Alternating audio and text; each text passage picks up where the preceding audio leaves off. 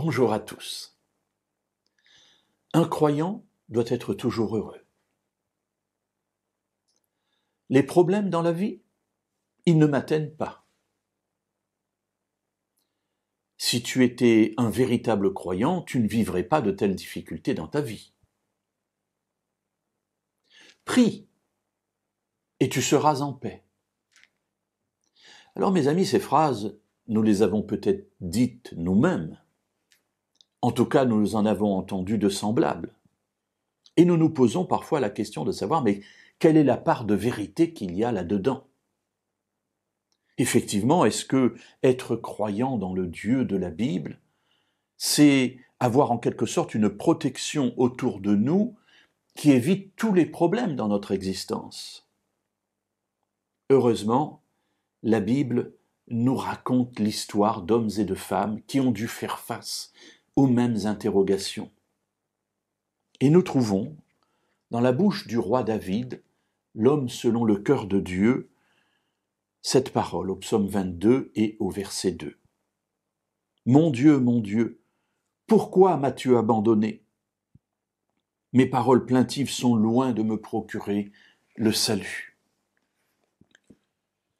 Voilà David qui passe par des périodes terribles et qui a le sentiment que Dieu l'a abandonné et qu'il exprime ainsi dans ce psaume. Alors mes amis, tout de suite, je voudrais vous rassurer, Dieu ne nous abandonne jamais. Dieu n'a jamais abandonné quelqu'un et il n'abandonnera jamais quelqu'un. Il est toujours près de nous, y compris lorsque nous péchons.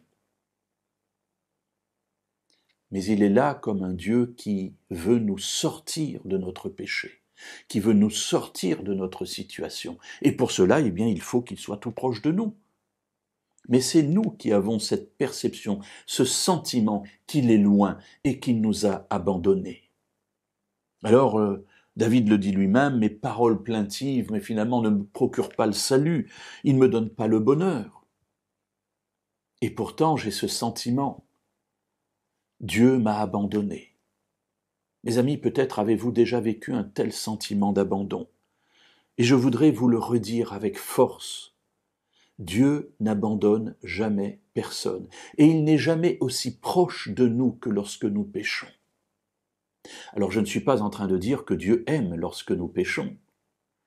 Bien sûr, il y a en lui de la tristesse, il aimerait tant que nous ne tombions pas.